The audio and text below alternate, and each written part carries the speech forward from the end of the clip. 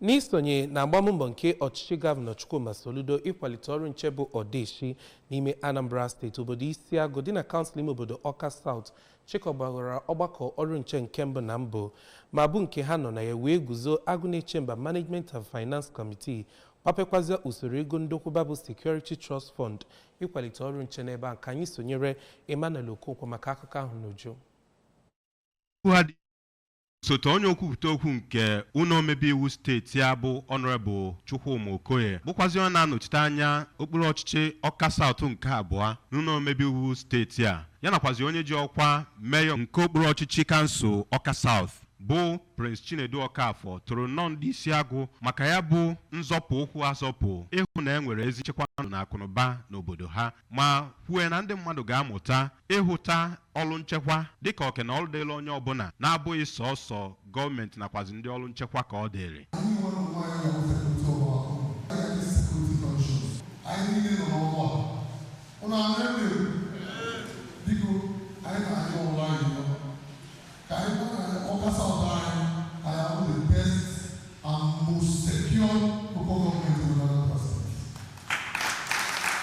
N'okwu ha dị iche iche, onye ji ọkwa President General nke Isiagụ Community Union bụ Elda Nwabueze Nwokoye nakwazi otu onye eji okwu ya agba izu n'obodo ahụ bụ Chief Chukwuebuka Nweke nọrọ oge ọ na-ekwu okwu kwue na ndị ọbụla na-etinye aka n'ajọ ihe nọ n'Isiagụ bụ nnọọ ndị kwesịrị iji aka ha dụọ onwe ha ọdụ ma gbapụ ọsọ na ya bụ obodo.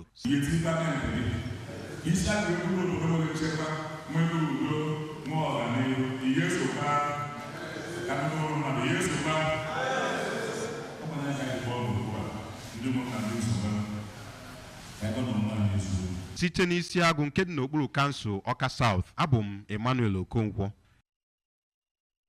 Ndị na-egwu okwe ndọrọ ndọrọ ọchịchị n'ime Anambra steeti ka a na-agwa ka agba mbọ hụ n'udo na agamnihu nke steeti a butere ụzọ n'okwu ọnụ ha ya na akparamagwa ha. Onye ndụmọdụ pụrụ iche nye gọvanọ Chukwuma Soludo n'igwe okwe ndọrọ ndọrọ ọchịchị Dr. Alex Obiogbologbo ya kwupụtara nke a n'ọka mgbe ọ na-ekwu okwu banyere akparamagwa ụfọdụ ndị na-egwu okwe ndọrọ ndọrọ ọchịchị n'ime steeti abụ ndị o kwuru na ọtụtụ mgbe ha na-akọtọ Anambra steeti n'ụzọ adịghị mma n'etiti mba ụwa. Emmanuel Okonkwo ga-akọtọpụ akụkọ a.